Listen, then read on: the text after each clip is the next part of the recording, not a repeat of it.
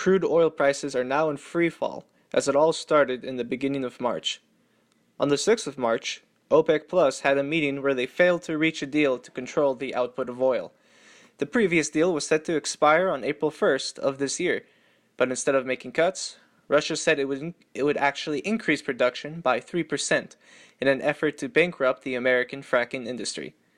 Saudi Arabia then refused to cut as well and said it would increase production by 25% and offered deep discounts to their customers in China and Europe, which are two major oil importers. The US, Russia, and Saudi Arabia are three major producers of oil, with each country controlling around 14% of the global oil market each. The cost of production for a barrel of oil is very different for each country. According to experts, Saudi Arabia spends about $17 on average to produce a barrel of oil, but it is much higher for Russia and the US, which is on average about $40 to $44 per barrel. So, for the American and Russian oil companies, the price of a barrel of oil has to be higher than $45 in order to make any profit. The US doesn't participate in OPEC Plus deals, calling it cartel negotiations. Both Saudi Arabia and Russia wanted to gain market share from American shale oil producers, which became the largest producers of oil in the world for the last 10 to 12 years. Russia and Saudi Arabia blamed each other for the inability to reach a deal. Another huge factor was that many countries went into the lockdown because of the global pandemic, and the demand for oil fell sharply. On March 18th, the price for a barrel of Brent fell to $25, and on March 30th it fell to $22 a barrel, the lowest price since 2002.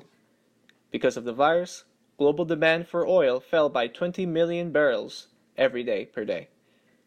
President Trump, after meeting with the largest oil producers in the US, reached out to both President Putin and the Crown Prince, Mohammed bin Salman, asking them to go back to the negotiations on output cuts. When Trump tweeted about the new negotiations, the price of the barrel went up to $35, but not for very long. It was reached on April 12th, where OPEC and Russia agreed to cut the output by 10 million barrels a day, and with non-OPEC countries like the US, Norway, Canada, Mexico, and others agreeing to cut the production of an additional 5 million barrels a day. But even these historic cuts are not enough right now, and the oversupply is still extremely high. Oil prices continue to fall. Right now, the barrel of Brent is trading at $20.